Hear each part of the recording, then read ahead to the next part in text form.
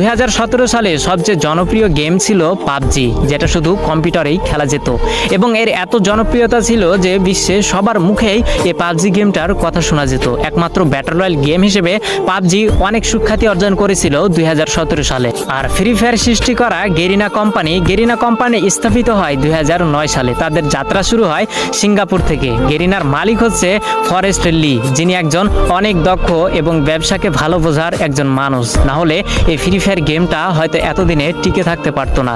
তো 2009 সাল থেকে গেরিনার যাত্রা শুরু হলেও তারা কোনোভাবে কোনো গেমে সাকসেস পেল না, সবকিছুতেই তারা ফেল হয়ে গেল। একের পর এক ভিডিও গেম রিলিজ করেও মানুষের মন জয় করতে পারছিল না। তো 2014, 15, 16 সালে গেরিনা বেশ কয়েকটি গেম মানুষের সামনে উপস্থাপন করে, কিন্তু এত পরিমাণ ভালোবাসা এবং এত পরিমাণ জনপ্রিয়তা পায়নি গেরিনা কোম্পানি ওই অন্য গেমগুলোতে। কিন্তু সবকিছুতেই একটা টার্নিং পয়েন্ট থাকে, যেটা 2017 সালে গেরিনা কোম্পানিকে তাদের মোড় ঘুরিয়ে দিয়েছিল। যেহেতু 2017 সালে শুধু পাবজি গেমটাই ব্যাটল রয়্যাল গেম ছিল এবং মানুষের মাঝে উৎপত্তি হয়েছিল একটা বিশেষ গেম হিসেবে, সেহেতু গেরিনা কোম্পানির মালিক ফরেস্ট লি ভাবলো কেননা মোবাইলের জন্য একটা ভালো গেম উপস্থাপন করা যাক বা মানুষের সামনে ছড়িয়ে ফেলা যাক, যার হাত ধরে কয়েকজন টিম নিয়ে এই গেমটাকে তৈরি করার কাজ শুরু করা হলো।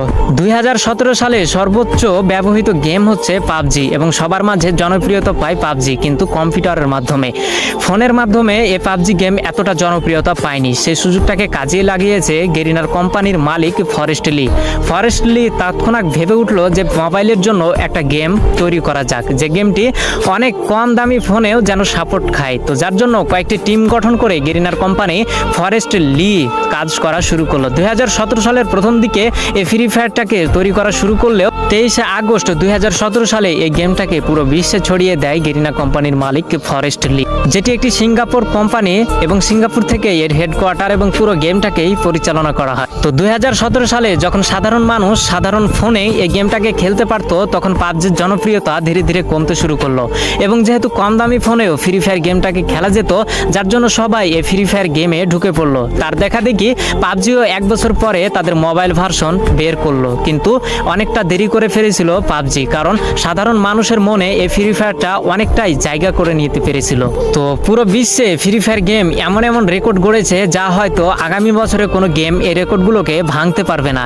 তেমনই দুটি জনপ্রিয় রেকর্ড হচ্ছে 2019 সালে সর্বাধিক প্লে স্টোর থেকে ডাউনলোড করা গেম হচ্ছে ফ্রি ফায়ার গেম, যার জন্য প্লে স্টোর থেকে তাকে অ্যাওয়ার্ড দেওয়া হয়, এবং 2020 সালে দৈনিক 80 মিলিয়ন অ্যাক্টিভ ইউজার এই গেমটি অর্জন করে ধরে রাখতে পেরেছিল, যার জন্য এটি একটি বিশ্ব রেকর্ড হয়েছিল।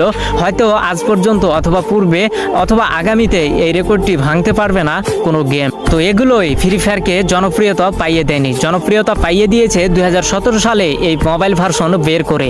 তখন সবার হাতে 512 র্যামের ফোনগুলো অ্যাভেলেবল ছিল এবং এই গেমটা 512 MB র্যামে ভালোই চলতো। আমিও সর্বপ্রথম 512 MB র্যামে এই গেমটাকে খেলেছিলাম। এখন হয়তো এই 512 MB র্যামে এই গেমটাকে খেলা যাবে না, ফাইলের পরিমাণ একটু বেশি হয়ে গেছে, কিন্তু আগে এই জনপ্রিয়তার কারণ হচ্ছে কম দামি ফোনেও এই গেমটাকে ভালো করে মানুষ স্মুথলি খেলতে পারত, যার জন্য পাবজিকে টপকে এগিয়ে আছে আমাদের এই ফ্রি ফায়ার গেমটি। সর্বাধিক ডাউনলোড এবং সর্বাধিক অ্যাক্টিভ ইউজার ধরে রাখতে পেরেছে আমাদের এই জনপ্রিয় গেম ফ্রি ফায়ার। তো তোমাদের কিছু মনের প্রশ্ন যেটা আমি খোলাসা করে দিচ্ছি, এই ফ্রি ফায়ার গেমটা কাকে দেখে উৎপত্তি হয়েছে বা এই ফ্রি ফায়ার গেমটি কি দেখে সৃষ্টি হয়েছে? তো উত্তর হচ্ছে এই ফ্রি ফায়ার গেমটা একটা মুভি দেখে সৃষ্টি হয়েছে। মুভিটির নাম হচ্ছে মিশন ইম্পসিবল, যেটি 2017 সালে রিলিজ করা হয়েছিল এবং এটির একমাত্র জনপ্রিয়তার কারণ হচ্ছে এটি মোবাইল ভার্সনে প্রথম গেম, যেটি শুধু কম দামি ফোনেই সর্বপ্রথম এই পৃথিবীতে এই গেমটি খেলা যেত, যার জন্য হয়তো মানুষের মাঝে এতটা জনপ্রিয়তা পেয়েছে আমাদের এই ফ্রি ফায়ার।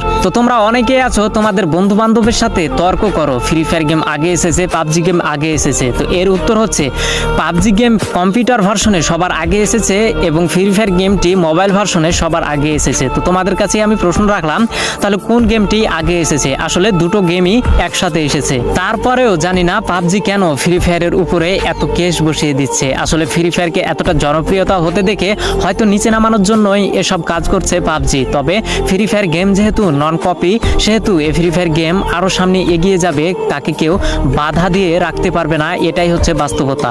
তো